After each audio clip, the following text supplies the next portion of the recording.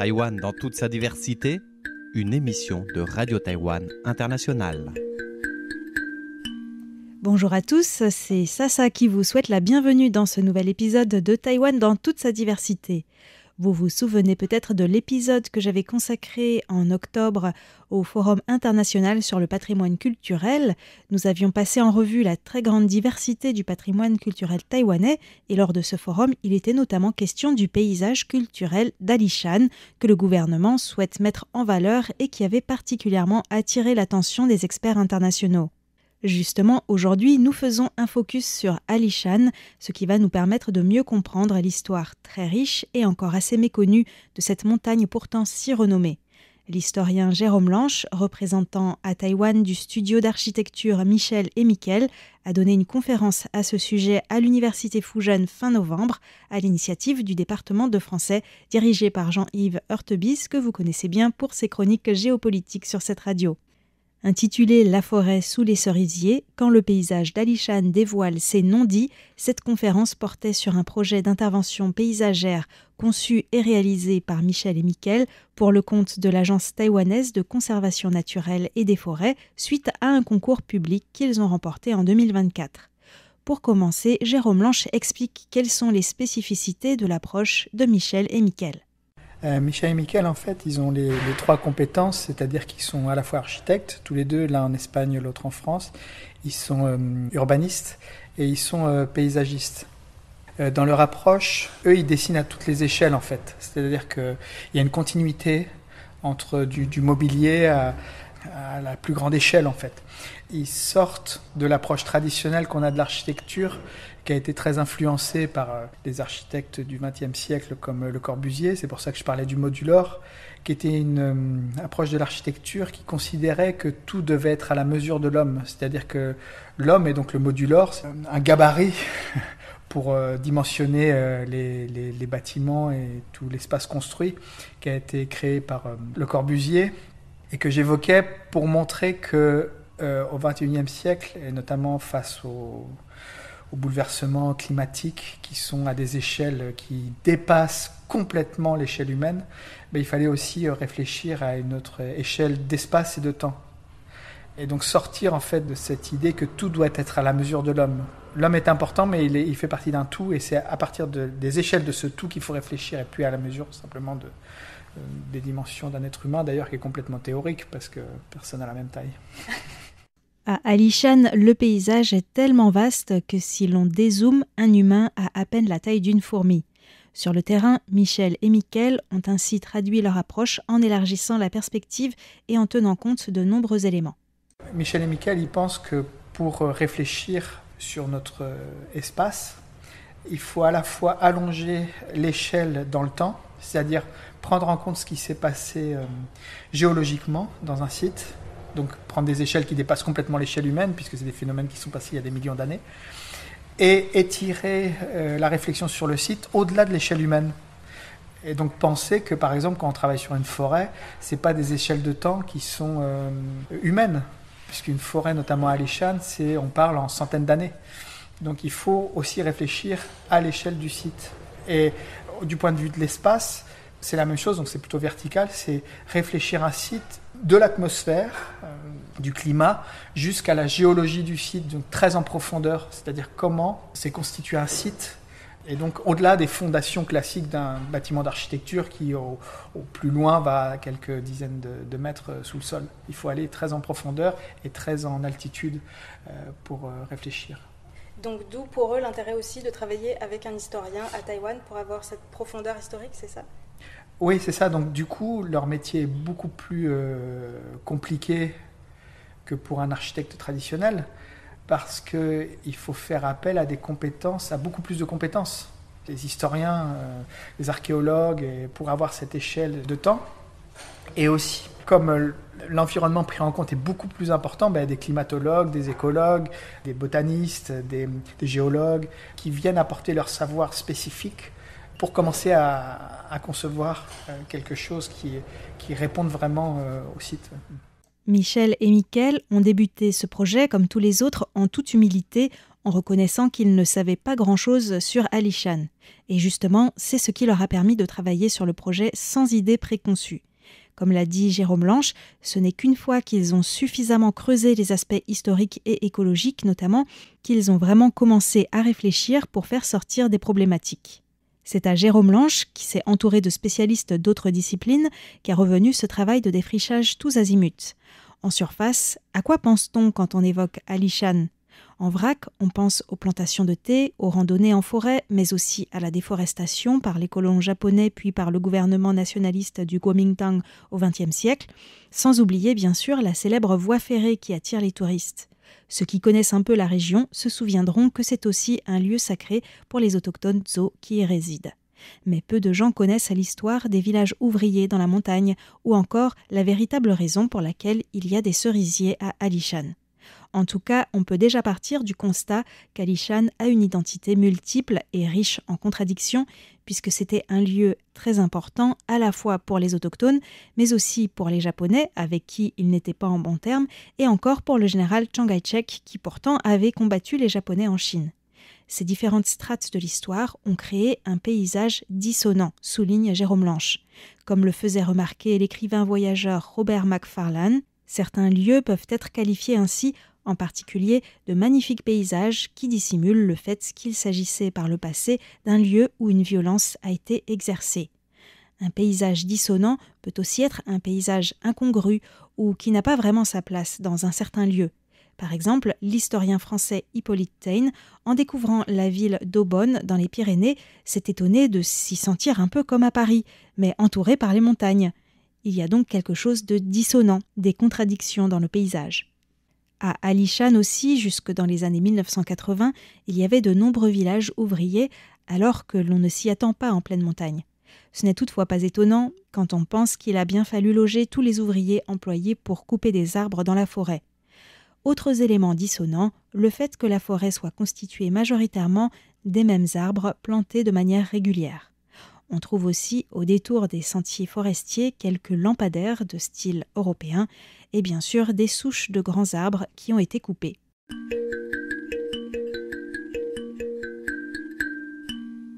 Le lieu du projet de préservation patrimoniale sur lequel travaillent Michel et Mickaël se situe autour de la gare de Zhaoping. Il y a là un parc dans la forêt, mais il n'est pas très populaire et les plantes n'y poussent pas très bien. Déjà un parc dans la forêt, c'est un concept un peu dissonant, fait remarquer Jérôme Lanche. Et en effet, on se croirait presque au parc de Da'an à Taipei. Alors, la première fois que Michel et Mickaël se sont rendus sur place, sans rien savoir sur le lieu, ils ont pensé à une phrase de Milan Kundera dans l'insoutenable légèreté de l'être. En surface, c'était un mensonge intelligible et derrière, l'incompréhensible vérité. Que dissimule ce parc de Zhaoping ? Il est tellement kitsch qu'il doit cacher quelque chose. Toujours sous la plume de Milan Kundera, on peut lire « Avant d'être oubliés, nous serons changés en kitsch ». Le kitsch, c'est la station de correspondance entre l'être et l'oubli. C'est à partir de ces réflexions que Michel et Mickaël ont bâti leur projet. Jérôme Lanche a donc d'abord étudié l'histoire du lieu, un lieu sacré, mais qui a été détruit.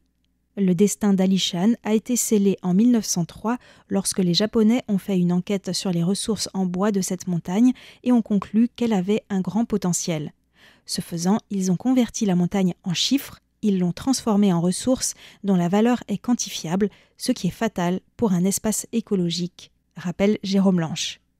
À Zhaoping, avant, on ne voyait même pas le ciel tellement il y avait d'arbres. Une fois la voie ferrée construite en 1914, en quelques années, presque tous les grands arbres avaient été coupés, en particulier les hinoki, ces cyprès géants au bois à la fois solide et parfumé. Lorsqu'il a mené ses recherches, Jérôme Lanche a été particulièrement frappé par le fait que la quasi-totalité des artistes qui se rendaient à Alishan ces années-là, qu'ils soient peintres ou poètes, passaient complètement à côté de la dimension de destruction de cette déforestation. Ils ne peignaient ou ne décrivaient que la beauté des montagnes et la mer de nuages. Il n'a pu trouver qu'un seul poète qui a écrit « J'entends les arbres qui tombent ». Tous les autres soulignaient la beauté d'Alishan.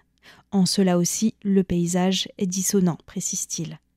Jérôme Lanche a montré, par exemple, une photo souvenir d'un groupe d'étudiants japonais venus à Alishan pour fêter leur diplôme. Ils posaient devant de grands troncs d'arbres coupés. C'est la photo que l'on voit sur la fiche de la conférence et que vous pouvez voir sur la page internet de cette émission. Les colons japonais ignoraient-ils à l'époque les dégâts environnementaux qu'ils étaient en train de causer ? Une stèle érigée en 1935 laisse penser qu'ils en étaient conscients. En effet, de nombreux ouvriers sont morts de maladie. Les Japonais ont pensé que cela pouvait être dû à une forme de vengeance de la forêt et c'est pour apaiser les esprits des arbres coupés qu'ils ont alors érigé cette stèle.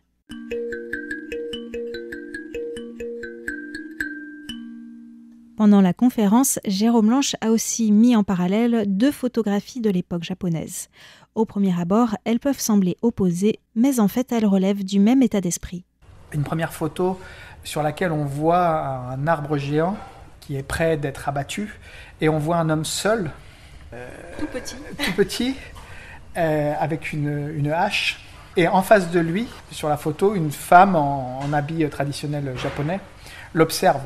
Donc évidemment, c'est une mise en scène très spectaculaire qui héroïse l'action de l'être humain sur ces géants, en fait. Le pouvoir de l'homme, même sur les êtres vivants les plus âgés, en fait, parce que ces arbres sont les êtres vivants les plus âgés qui existent sur Terre, qui est capable de le détruire quasiment à main d'homme, en fait. Et en regard de cette photo, une autre photo également très mise en scène, mais qui dit la même histoire d'une autre façon, c'est une photo de Shenmue, donc l'arbre sacré, c'était ces arbres qui ont été conservés et entourés d'une palissade avec une corde rituelle qui est nouée autour d'eux aussi, et qui sont sacralisés et donc protégés. Mais de la même façon, moins radicalement parce qu'ils ne sont pas abattus, mais dans la même logique, ils sont isolés de toutes les relations écologiques qui les relient à l'ensemble de la forêt. C'est-à-dire qu'on en fait des objets, on les réifie. D'un côté, on l'abat, mais de l'autre côté, on le réifie en fait comme un objet isolé.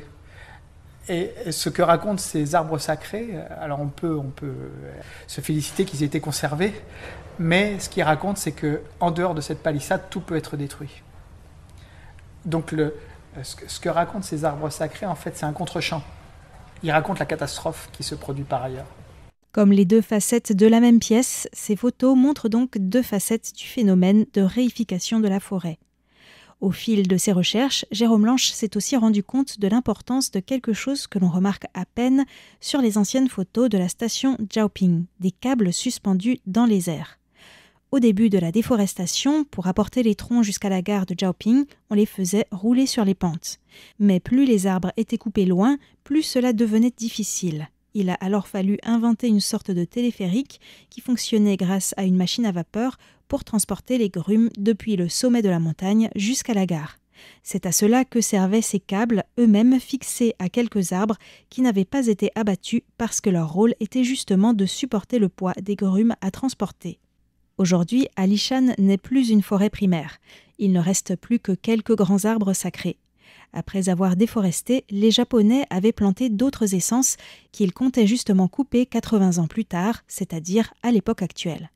Sans surprise, les sakuras, cerisiers en fleurs que les touristes viennent photographier à Alishan, viennent aussi du Japon, pays dont c'est d'ailleurs l'un des emblèmes. Selon les recherches de Jérôme Lanche, c'est un hôtelier de Jiai, la ville au pied d'Alishan, plaque tournante du commerce du bois à l'époque japonaise, qui avait importé ces plants de sakura pour le jardin de l'hôtel. Mais le climat étant différent du Japon, ils ne poussaient pas très bien. Ce gérant d'hôtel a donc trouvé quelqu'un pour essayer de planter ces sakuras à Alishan, où ils ont poussé plus facilement, et c'est ainsi que d'anciens pans de forêt primaire ont été transformés en parcs à cerisiers.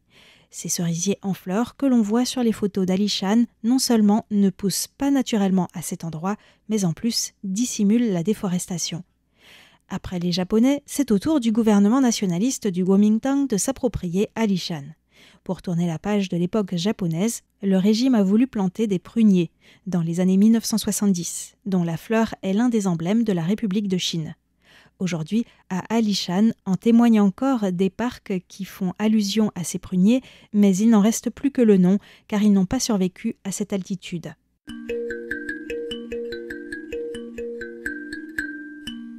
Quant aux autochtones Tso, ils passent la plupart du temps au second plan dans la narration, alors que ce sont les premiers habitants du lieu et ceux qui connaissent le mieux la montagne.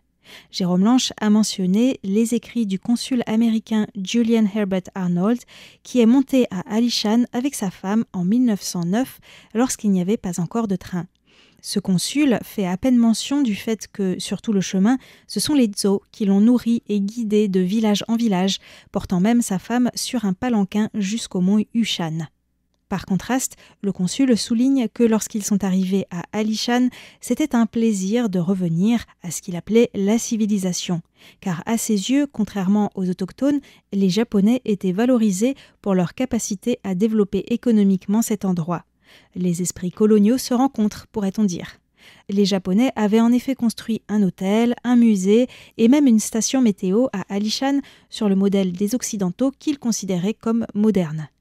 Après le repli du gouvernement nationaliste chinois à Taïwan, le général Chiang Kai-shek s'est quant à lui rendu à Alishan dès 1949, c'est dire s'il considérait cet endroit comme important.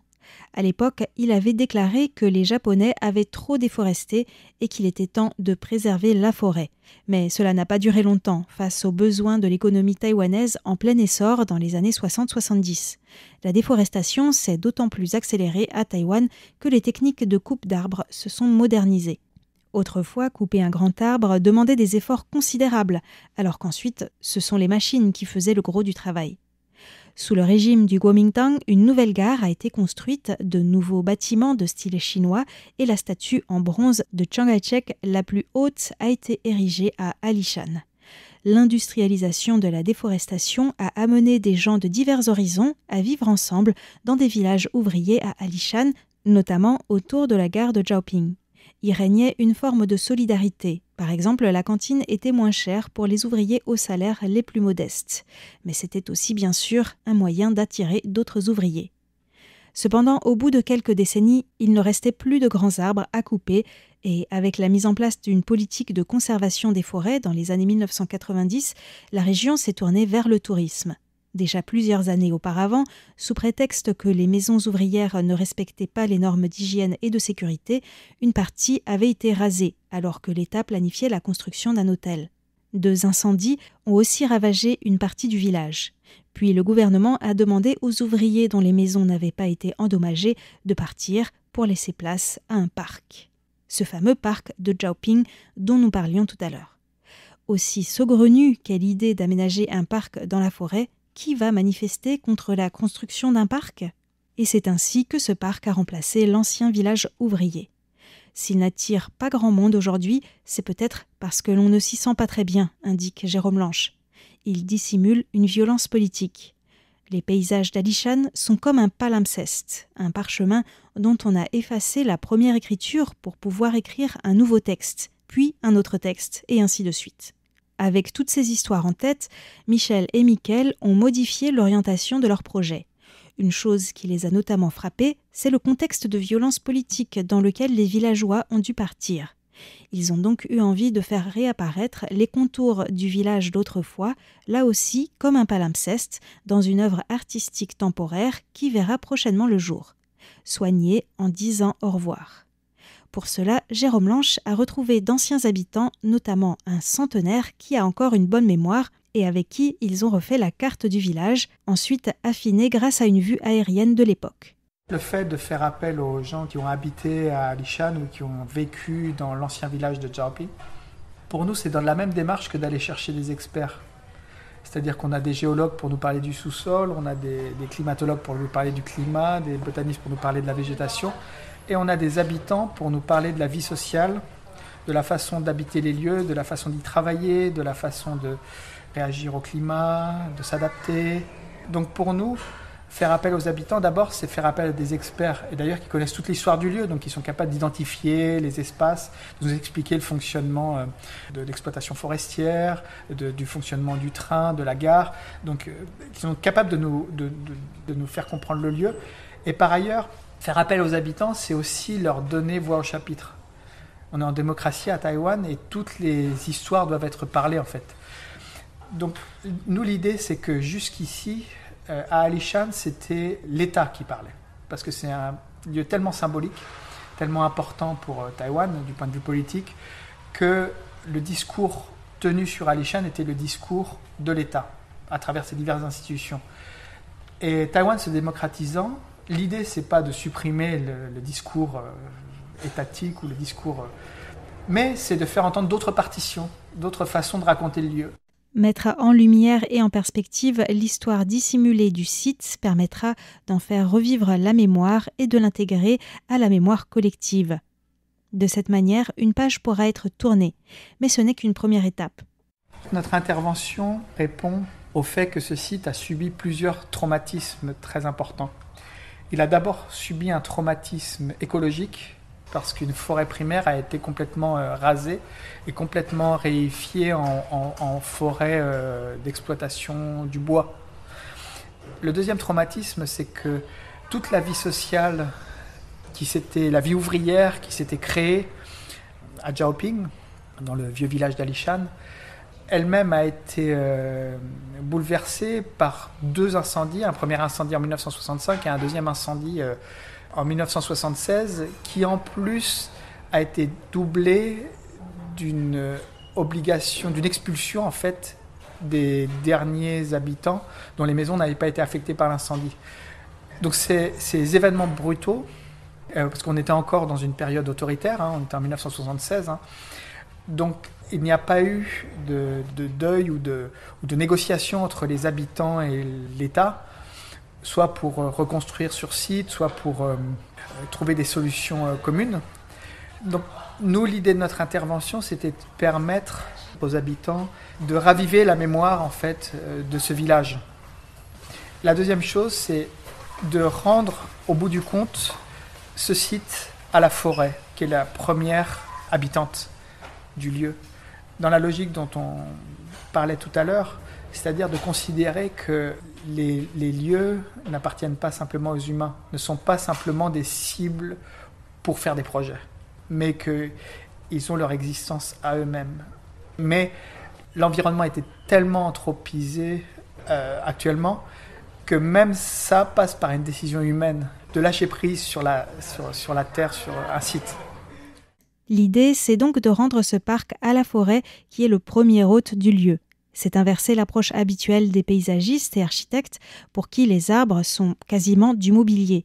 Pour Michel et Mickaël, les arbres, les fougères, la végétation, c'est ce qui vient en premier, et l'activité humaine devrait se glisser dans les interstices. Pour redonner à la forêt toute la place qui était la sienne, il coopère avec un spécialiste de la faune et de la flore d'Alishan qui pourra donner des conseils afin de replanter des essences locales, même si, bien sûr, Michel et Mickaël restent humbles, car on ne sait pas vraiment comment planter une forêt primaire qui a sa propre logique et cela prend des centaines d'années. C'est aussi compliqué parce qu'il faut tenir compte de la présence de touristes ou de randonneurs à proximité qui ne sont pas habitués à ce type de paysage, à Alishan où la forêt est plus ordonnée qu'anarchique. Toute cette dimension sociale a encore besoin de mûrir ces prochains mois. En tout cas, Jérôme Lanche a été agréablement surpris par l'attitude d'ouverture du client, l'Agence de conservation de la nature et des forêts d'Alishan, une agence qui a tout d'abord accepté de valider l'approche, la méthode de Michel et Mickaël, qui ont d'emblée soulevé plus de questions qu'ils n'apportaient de réponses.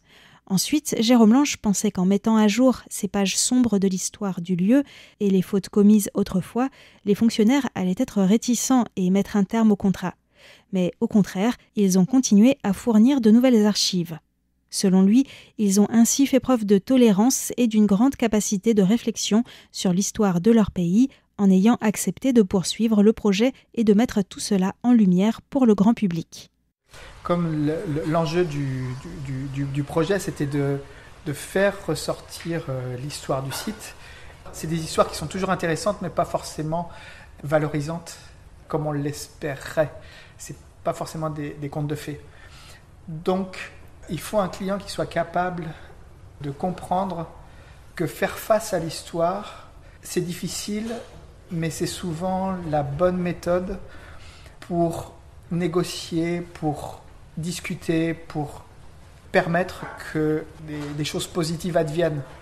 Or, quand un client il pratique le terrain depuis très longtemps, il sait que tout est difficile. Il sait que le site est difficile, mais il sait aussi que la communication avec les gens impliqués localement ou à toutes les échelles est compliqué. Et donc, quelqu'un qui va travailler sur ce site soit prudent, soit délicat, c'est le gage que cette personne n'ira pas brutalement au conflit avec le site ou avec les gens qui sont impliqués. C'est ainsi que s'achève cette émission qui a permis de tracer dans les grandes lignes le projet de Michel et Mickaël à Alishan et de vous faire découvrir les nombreuses strates historiques de ce paysage. En préparant cette émission, je n'ai pas pu m'empêcher de penser à ce qui se passe actuellement à Taoyuan, par exemple, dont je vous ai parlé récemment dans l'émission Les joies de l'éco-construction. Les autorités font disparaître des rizières, des étangs et expulsent les populations locales au profit de grands projets immobiliers dans un pays où la population est pourtant en diminution. Je me dis que l'humain a parfois tendance à préserver certains sites pour se donner bonne conscience tout en reproduisant ailleurs les mêmes erreurs.